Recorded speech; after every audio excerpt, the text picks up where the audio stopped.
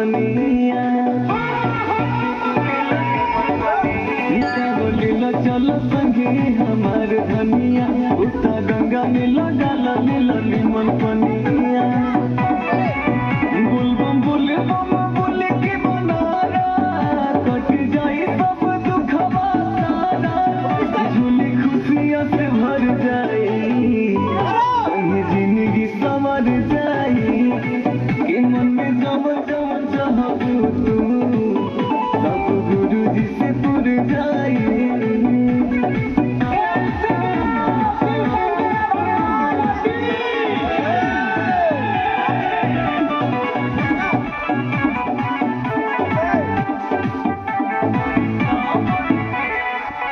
सावन के फुहार सजा मजायावाता का करे सुइया पहाड़ बड़ी मन भावाता चलके धम को लगावल जाई अरजी हुई गोलायड़ भंगी जी की महाराजी डोले पायस पिलहरिया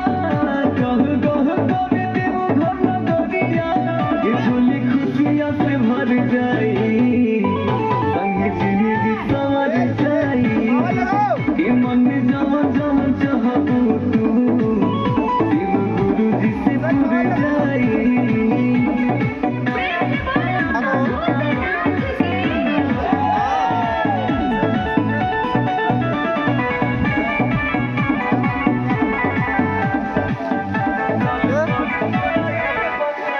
साल भर चलो गाड़ी भाला हो